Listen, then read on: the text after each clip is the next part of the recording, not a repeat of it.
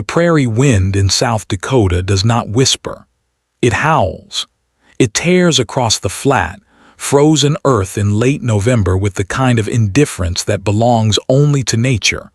A force that cares nothing for schedules, for families sitting down to dinner, for little girls who were supposed to come home hours ago.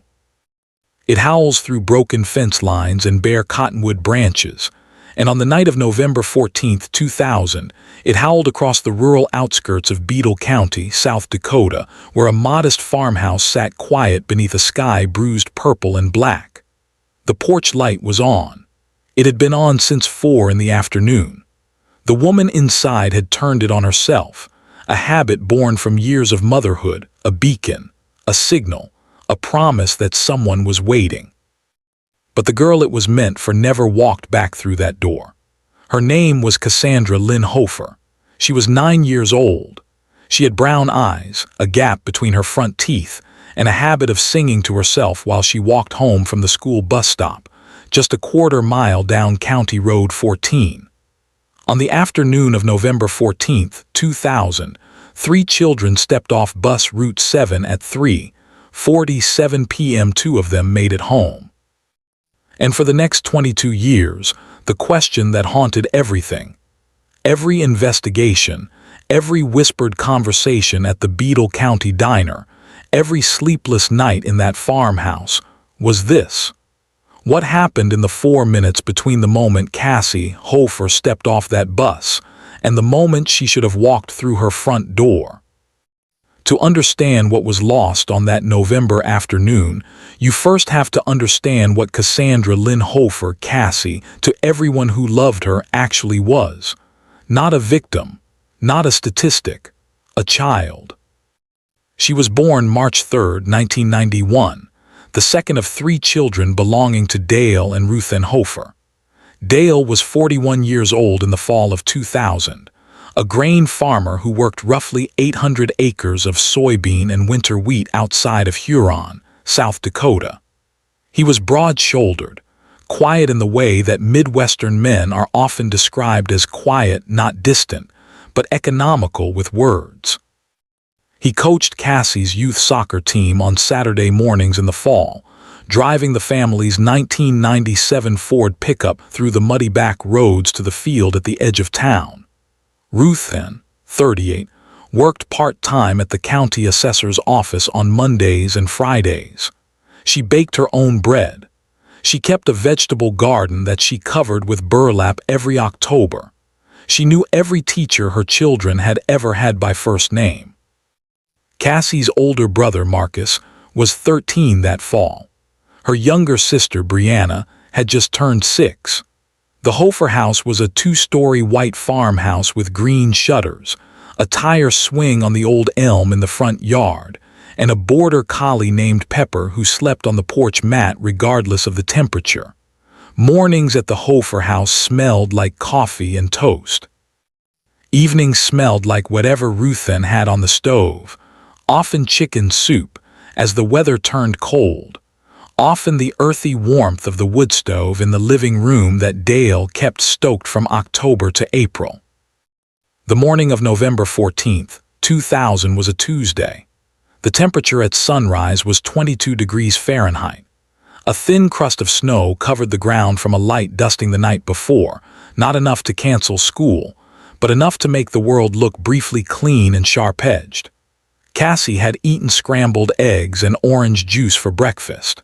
She had been wearing a purple quilted winter coat, a blue knit hat with a white pompon, dark blue jeans, and gray rubber-soled boots. She carried a purple backpack with a keychain shaped like a horse, a prize she had won at the Beadle County Fair the previous August. Marcus remembered hearing her humming at the breakfast table. Ruth then remembered kissing her on the top of her knit hat as she went out the door. "Have a good day, Bug," Ruthann told her. "I will, Mama," Cassie said, and she walked down the gravel driveway to wait for the bus. Bus Route 7 ran reliably. The driver, a 47-year-old man named Glenn Virek, had been driving the same route for 11 years. He picked up 11 children along County Road 14 and the surrounding grid roads. On the afternoon of November 14th, Glenn noted nothing unusual. The bus was on schedule. It arrived at the County Road 14 stop at 3:47 p.m., confirmed later by Virec's route log, and by the signed arrival sheet he submitted to the district each evening. 3 children exited at that stop: Cassie Hofer, her brother Marcus, and a neighbor's child, 12-year-old Devin Powley, who lived approximately a half-mile further east on the same road. Marcus Hofer told investigators that he and Devin had been talking about a video game as they stepped off the bus. He described Cassie as being a few steps behind them, already starting to hum. He said he looked back once and saw her walking, head down, hands in her pockets, boots crunching on the thin snow. Devin peeled off east at the first fence post. Marcus walked the quarter-mile home in approximately 4 minutes. Arriving at 3:51 p.m., he went inside. He poured himself a glass of milk. He sat down at the kitchen table. He did not see Cassie come in behind him. At 4:02 p.m., Ruth Ann Hofer, who had arrived home from her part-time shift early that day, turned on the porch light and called for Cassie through the back door. No answer. She called again. The wind took the sound away across the fields. By 4:15 p.m., she was standing at the end of the gravel driveway looking down the road. The snow on the gravel showed Marcus's boot prints, clear and continuous from the bus stop all the way to the porch. There were no other prints. The road was empty. The tire swing hung still. The toy truck Brianna had left on the porch step lay on its side. The porch light burned against a darkening sky. At 4:23 p.m., Ruth Ann Hofer called the Beadle County Sheriff's Department. Clear's throat. The dispatcher who took the call, a 29-year-old named Stacy Ellerby, would later tell investigators that Ruth Ann's voice was not hysterical. It was controlled. It was the kind of control that comes before hysteria, when the mind is still trying to reason its way out of the unthinkable. "My daughter was supposed to come home," Ruth Ann said. "She's not here." The first deputy arrived at the Hofer property at 4:51 p.m., Deputy Arnold Cruz, 26 years on the force, a man who had worked cattle thefts and bar fights and the occasional tractor accident. He would later tell his supervisor that the moment he turned down County Road 14 and saw Ruth Ann Hofer standing at the end of her driveway in the last gray light of that November evening, he understood that this was different. "She wasn't packing," he wrote in his notes. "She was just standing there looking east, perfectly still, like she was waiting for something she already knew wasn't coming." By 6 o'clock that evening, the Beadle County Sheriff's Department had initiated a full-scale search. 2 deputies walked the quarter-mile between the bus stop and the Hofer farmhouse with flashlights, measuring every yard of gravel road, examining the shallow ditches on either side where summer grass lay flattened and frost-brittle. They found nothing in the ditches. No backpack. No small boot print that deviated from the direct line home. No dropped mitten. No sign that a vehicle had pulled over on that narrow road in the soft snow at its edges. No tire tracks. No disturbance in the frost. By 7:30, the Beadle County Search and Rescue Team had been mobilized. By 9 p.m., law enforcement had expanded the search perimeter to include the adjacent fields. An abandoned machine shed approximately 3/4 of a mile north of the road, and the tree line along the dry creek bed to the south. The temperature had dropped to 14 degrees. The sky was cloudless and punishing with cold stars. Pepper, the Hofer family's border collie, was brought out on a lead by a volunteer handler. He led searchers twice in an erratic loop around the eastern field boundary, before sitting down and refusing to move further. By morning, 22 volunteers from Huron and the surrounding townships had joined the search. They fanned out in lines across the harvested soybean fields, their breath visible in the 6 a.m. cold, boots breaking through the snow crust with a soft, rhythmic crunch. Local news coverage began Wednesday afternoon. By Thursday, the story had reached the state wire. By Friday, it was national. And through all of it, Dale Hofer was present. He was there in the field lines. He was there at the command post they set up in the machine shed on the neighbor's property. He was there at every briefing, hands in his coat pockets, face unreadable. Those who knew him said he was simply that way, a man who processed things internally, who had never been demonstrative even in good times. His pastor, Reverend Gerald Moss of the First Lutheran Church of Huron, told investigators that Dale Hofer was a man of tremendous self-containment. His neighbor, 58-year-old Walt Thiessen, said much the same. Dale wasn't a crier, wasn't a talker. That's just Dale. But deputies whispered quietly among themselves about certain things that did not sit right. The first was the timeline. Dale Hofer had told Deputy Cruz on the night of the disappearance that he had been in his equipment barn from approximately 2 p.m. onward, servicing a hydraulic line on his combine. He said he had heard the school bus go by at 3:47 p.m. He knew the sound of it, had heard it every school day for years, but that he had not come inside until approximately 5 p.m., by which point Ruth then had already called the sheriff. This placed him in the barn during the entire window in which Cassie disappeared, from 3:47 p.m. until after 4:51 p.m. when the first deputies arrived. The equipment barn was 83 yards from the road. Dale said he had not looked out. He said he had been focused on the hydraulic line, which required his full attention. He said he had not heard anything unusual. The second thing was the odometer. Dale's 1997 Ford pickup was logged on the day of disappearance. A deputy assigned to routine documentation noted the mileage, 78,224 miles. 2 weeks prior, at a routine service appointment at a Huron garage, the vehicle had been logged at 78,196 miles. That was a difference of 28 miles over 2 weeks of rural farm life, a plausible enough figure. But when investigators reviewed the service station records more carefully, they found a second visit. An oil change Dale had brought the truck in for on November 13th, the day before Cassie disappeared. That log showed 78,211 miles. The following morning, November 14th, the truck sat in the drive at 78,224 miles. 13 miles, driven overnight between November 13th and the morning of November 14th, in an area where the nearest town of any size was 6 miles away. Dale, when asked, said he might have driven out to check a field gate. He was not certain. Clear's throat. The physical evidence, such as it was, told a story of absence. Cassie's backpack was never found. Her purple coat was never found. There were no biological traces along the road, no fibers, no blood, no material evidence of any kind.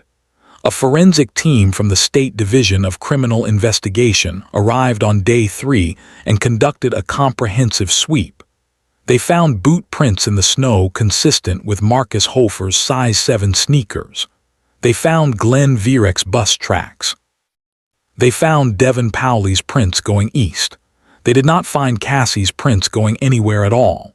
It was, one investigator would write in his formal notes, as if she had simply ceased to exist at the bus stop. No disturbance in the snow at the point of exit, he wrote. No indication of struggle, no drag marks, no secondary footfall patterns. The absence of evidence in this case is itself a form of evidence, the nature of which we have not yet determined.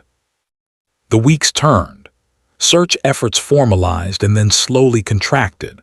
Local news coverage peaked at 3 weeks, then shifted to follow-up stories at the 1-month mark, the 3-month mark. The FBI field office in Sioux Falls assigned a liaison agent, Special Agent Thomas Borka, who reviewed the file in January 2001 and flagged the odometer discrepancy and the timeline gap for further inquiry. Dale Hofer was interviewed 3 times over the following 4 months. Each time, his account was consistent. Each time, he answered questions in the same measured, economical way. Short sentences, no elaboration unless pressed, a steadiness that some found admirable and others found deeply unsettling. Ruth N. Hofer gave interviews twice to local television. She cried on camera, openly, holding Cassie's school photograph. She organized a volunteer search each month through the following spring, walking the grid roads and fields herself, distributing flyers at every gas station and grocery store from Huron to Mitchell. She wore the same expression in every photograph from that period, not grief exactly, but something older than grief, something that lived deeper. By the fall of 2001, the Beadle County Sheriff's investigation had officially stalled. The case was classified as an open missing persons investigation. No arrest had been made. No charges had been filed. No body had been found. The case was assigned to a cold case file where it would remain, breathing shallowly, for the next 2 decades. The tire swing outside the Hofer farmhouse continued to move in the wind. Pepper the border collie aged slowly on the porch mat. The porch light, Ruthen said later, stayed on every single night for 7 years. By the summer of 2003, Dale and Ruthen Hofer had separated. The legal paperwork was filed in June of that year with the Beadle County Clerk of Courts. There was no public statement, no interview. Those who knew the family from church said it had been visible for months. The careful way Dale and Ruthen moved around each other at community events, the absence of any physical contact, the particular silence between 2 people who have stopped speaking not out of anger but out of exhaustion. Their pastor, Reverend Moss, would say years later only that grief does things to a marriage that neither person plans for.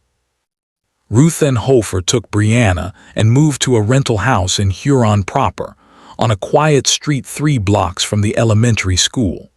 She returned to work full-time at the county assessor's office. She kept Cassie's school photograph on her desk. She kept a yellow ribbon tied to the mailbox post outside her rental house for 11 years, until the weather finally stripped it away. She did not replace it. Marcus, who had turned 16 by the time his parents separated, bounced between households through high school, eventually attending South Dakota State University on a partial academic scholarship, studying agricultural science. He rarely spoke publicly about Cassie. When he did, in a brief interview with a Huron newspaper at the 10-year mark in 2010, he said only, "She was funny. People don't always say that about little kids, but she was genuinely funny. She made us laugh every day." Dale Hofer remained on the farm. He continued working the land. He attended church sporadically. He remarried in 2006, a woman named Linda Sather, originally from Watertown, South Dakota, who had 2 adult children from a previous marriage. Neighbors reported that the farm looked well kept. Dale was seen in town regularly, at the co-op, at the hardware store. He was not a recluse. He was, by all external appearances, a man who had survived something terrible and found a way to continue living. But for those who have ever doubted someone they love, who have sat with the weight of a question they could not bring themselves to ask, the years that followed Cassie Hofer's disappearance contain a kind of unbearable texture, because the doubt did not go away. It accumulated. Brianna Hofer, who had been 6 years old when her sister vanished, and who grew up in the particular shadow that such a disappearance casts over everything, over birthdays and first days of school and family dinners, developed what her mother would later describe as an absolute need to understand things. She was a precise child who grew into a precise teenager. She kept detailed journals. She asked direct questions. She was the kind of person who noticed when stories did not line up. By the time Brianna was in her early 20s, She had read everything publicly available about her sister's case. Court documents obtained through Freedom of Information requests, news archives going back to 2000. She had a binder, she had a timeline, and she had something else, a memory she had never told anyone about, a fragment from the evening of November 14, 2000, when she had been 6 years old and sitting in the backseat of a neighbor's car while the adults searched outside. She had seen her father come out of the equipment barn. Not at 5 p.m. as he had told the deputies. She remembered it was still light, just barely, and the neighbor's wife had said something about the time. She had been 6. The details were impressionistic and fragile, and she had been afraid of them for 20 years, but they were there. Clears throat. In 2014, Brianna Hofer, then 20 years old and a sophomore at the University of South Dakota in Vermillion, sat down in the office of a university counselor who specialized in complex family trauma. She had gone in for what she described as general anxiety. She left with something she had not expected. The counselor's gentle, clear observation that what Brianna was carrying was not general anxiety. It was a specific weight. And specific weights, the counselor told her, could sometimes be set down, but only if you were willing to say what they were. Ruth Ann Hofer would say later that the first time Brianna called her from Vermillion and mentioned the memory, hesitantly, framing it 3 different ways before saying it plainly, she felt the floor shift. Not collapse, shift. The way ground shifts before something underneath it gives way. She told Brianna to write it down, everything she remembered, the light level, the neighbor's wife's words, the direction her father had come from. Write all of it down, she told her daughter, and then they would decide together what to do with it. Meanwhile, something else was happening that Ruth Ann and Brianna would not learn about until later. In 2015, the Beadle County Sheriff's Department underwent a transition in leadership. The new sheriff, a 44-year-old woman named Corinne Aldrich, had made a campaign promise to review all open cold cases in the county. It was, political observers noted, an ambitious promise that would likely amount to little given the department's limited resources.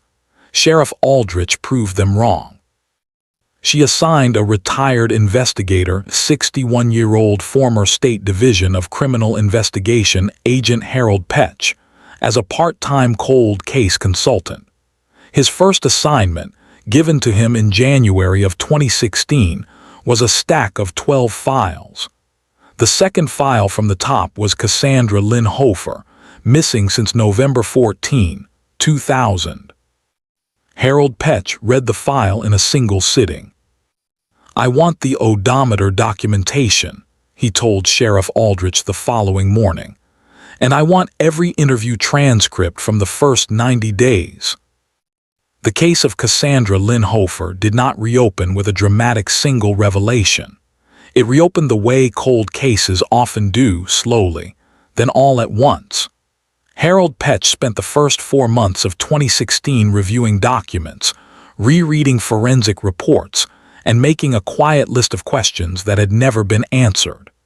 The odometer discrepancy, which had been noted and then deprioritized in the original investigation, was at the top of that list. The timeline gap, the 83-yard distance between the equipment barn and the road during the 38-minute window, was second. In May of 2016, Petch drove County Road 14 himself.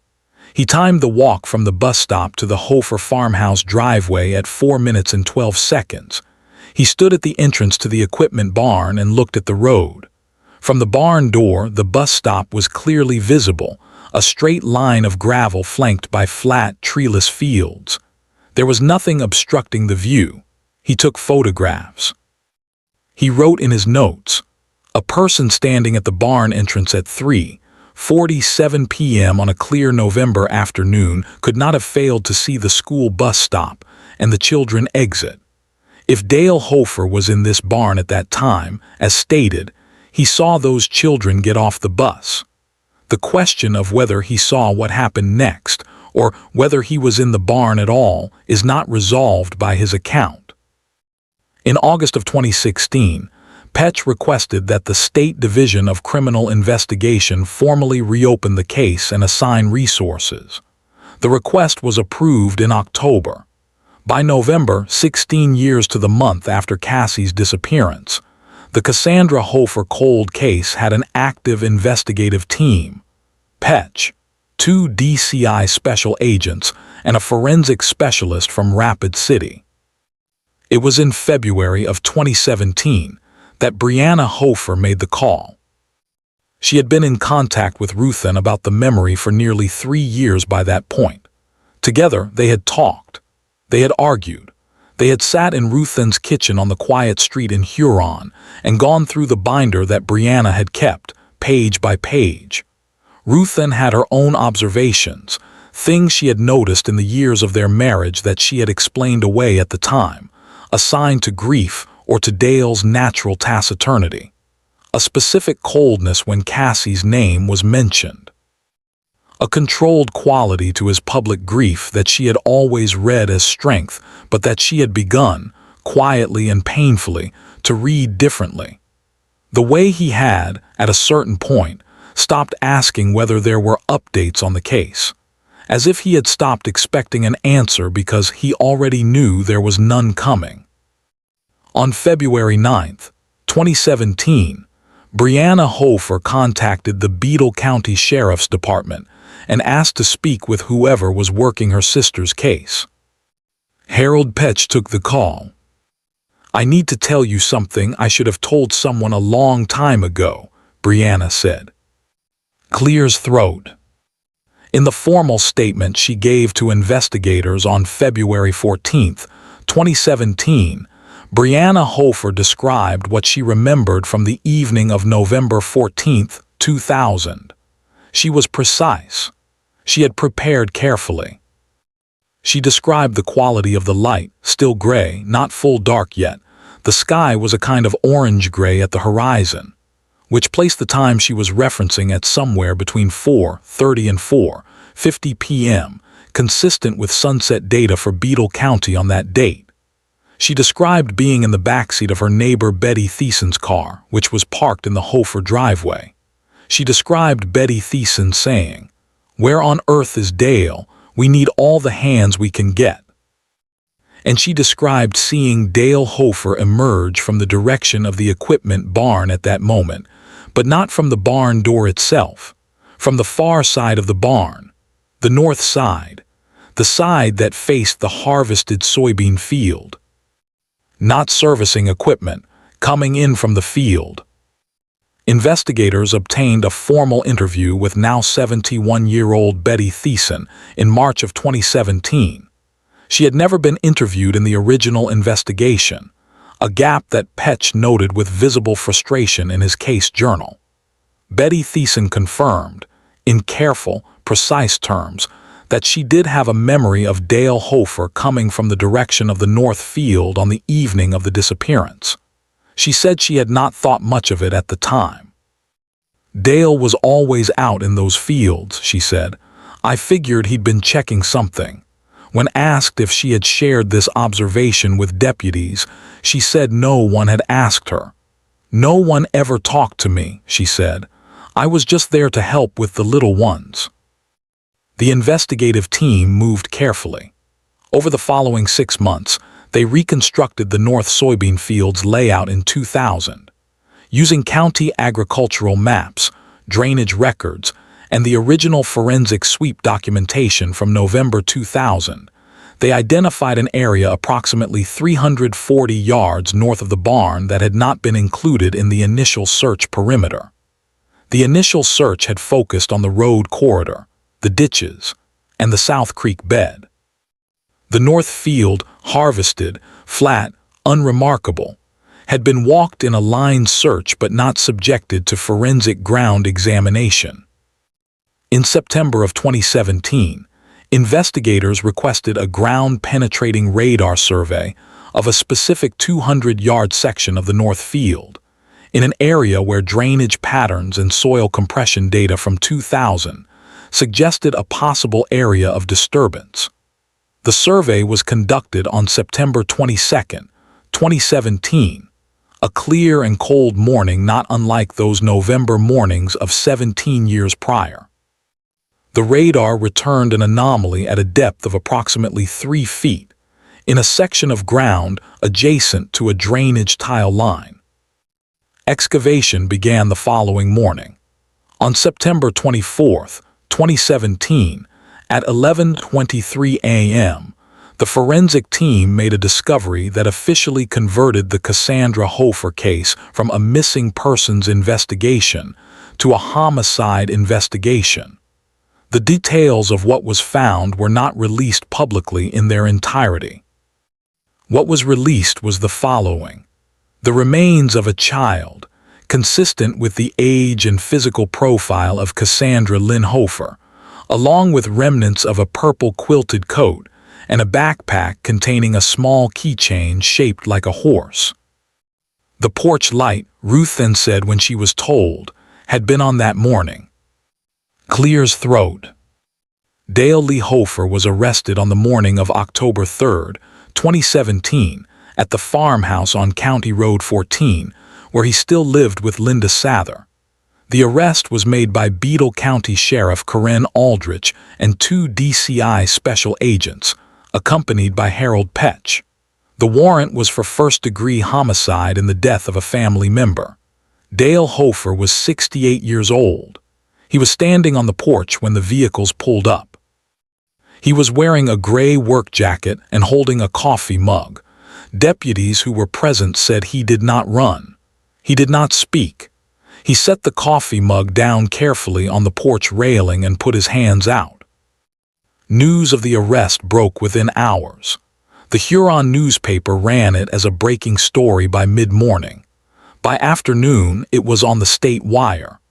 By evening, it was national again, the same story, 22 years later, but now with an answer attached to it, and the answer was worse than the question had ever been. The community response was divided in the way that community responses to the arrest of known, established people always are. There were those in Huron and the surrounding townships who said they had always known, had felt it, had sensed something wrong in the years of quiet that followed Cassie's disappearance.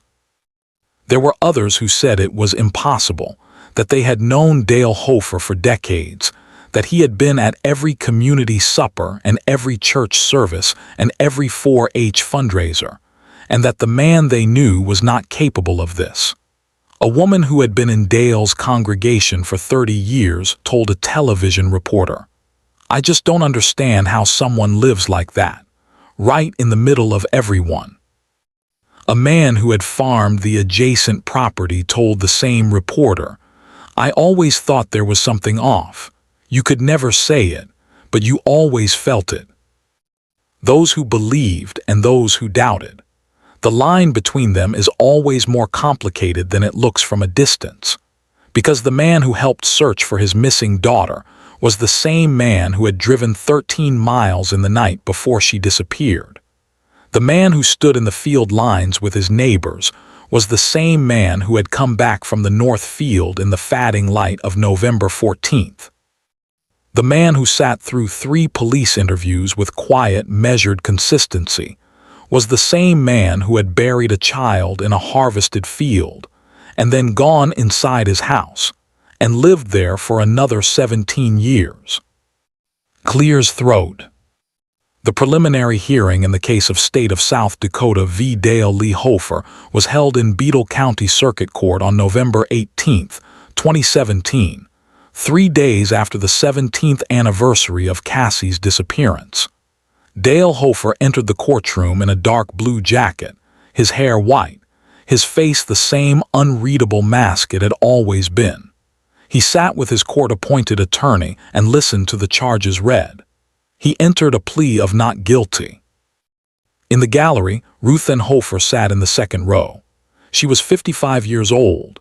She had driven from Huron that morning in the dark, and she had arrived early, and she had sat down in that gallery and she had not moved. She held a photograph of Cassie in her lap, face down. Those who were seated near her said she did not cry during the reading of charges. She sat with a stillness that was somehow more complete than grief, a stillness that had taken 22 years to earn. Marcus Hofer, now 30 years old, sat beside his mother. He held her hand. He did not look at his father. Brianna Hofer was not in the courtroom that day. She had given her statement, and she had done her part, and she had chosen not to be present for the hearing. She sat instead in her apartment in Vermilion, with her binder and her journals and the specific weight she had carried since she was 6 years old, and she allowed herself, for the first time in as long as she could remember, to feel something that resembled the far edge of relief. The criminal case moved forward through 2018 and 2019. Forensic evidence, including dental records, DNA analysis, and physical evidence recovered at the burial site, established the identity of the remains as Cassandra Lynn Hofer with certainty. The prosecution presented the odometer documentation, the timeline reconstruction, Betty Thiessen's witness statement, and Brianna Hofer's testimony, along with forensic findings related to the manner and timing consistent with the date of disappearance. The defense argued the forensic evidence was insufficient to establish intent, and that the circumstantial nature of the case did not meet the threshold for conviction. On March 12, 2019, after 11 days of testimony and 4 days of jury deliberation, Dale Lee Hofer was convicted of first-degree homicide in the death of his daughter, Cassandra Lynn Hofer. He was sentenced on May 7, 2019, to life in the South Dakota State Penitentiary without the possibility of parole. He declined to make a statement at sentencing. He was 70 years old. Harold Petch, who had been present for the verdict, wrote a single line in his case journal that evening. It was not a procedural note. It was the only personal observation he had allowed himself in 3 years of working the file. He wrote, "She was 9 years old. She walked off a bus in the snow and went home with her father, and nobody knew for 22 years." The case of Cassandra Lynn Hofer is a particular kind of American story, not because it is unique, but because it is not. It is the story of a small community that circled wagons around a tragedy, and in doing so, circled them around the wrong thing. It is the story of evidence that was there from the beginning, 13 miles on an odometer, a drainage tile in a flat field, an old woman parked in a driveway who was never asked a single question, waiting with infinite patience for someone to look at it directly. It is the story of a 6-year-old girl sitting in a backseat, holding a fragment of truth she would carry for 2 decades before she found the courage and the language to set it down. It is the story of what happens to a family when the person they need to grieve with is the person they cannot trust. When the source of comfort and the source of harm exist in the same body, in the same farmhouse, at the same breakfast table where a little girl in a purple coat once sat and hummed and ate scrambled eggs and said, "I will, Mama," and walked out the door. Clears throat. Ruth N. Hofer still lives in Huron, South Dakota. She returned to the county assessor's office after the trial and has worked there ever since. She keeps Cassie's school photograph on her desk. She no longer has a yellow ribbon on the mailbox. She told a reporter in 2019, something she had not had for a very long time. She called it, carefully and precisely, a beginning. Brianna Hofer completed her graduate degree in social work and returned to South Dakota. She now works with families navigating trauma and complex family systems. She does not discuss her own case in professional settings, but those who know her say she brings to her work a quality of attention that is difficult to describe, a way of listening to people as if she understands from the inside what it costs to say a true thing out loud. Marcus Hofer still farms in Beadle County. He named his first daughter Cassandra. The farmhouse on County Road 14 sold in 2020. The new owners painted the green shutters white. The tire swing is gone. The old elm was taken down after a storm in 2021. The porch light is on a timer now, coming on at dusk and going off at dawn, the way porch lights do in houses where no one is waiting for anyone to come home. But somewhere in the flat, cold prairie of South Dakota, under a sky that does not know how to whisper, a little girl in a purple coat walked off a bus in the snow one November afternoon and went with someone she trusted completely. And her name was Cassandra Lynn Hofer. She was 9 years old. She had brown eyes and a gap between her front teeth and a keychain shaped like a horse, and she sang to herself when she walked. Remember her name. If this story mattered to you, subscribe and hit the bell. Share the episode. Someone somewhere may still be waiting to be heard. Note, this documentary script is a narrative dramatization inspired by composite real-world cold case patterns and investigative methodologies in South Dakota. Names, specific identifying details, and some chronological elements have been fictionalized for dramatic purposes. This script is intended as educational and narrative content only. If you have information about any missing child, contact the National Center for Missing and Exploited Children at 1-800-THE-LOST or your local law enforcement agency.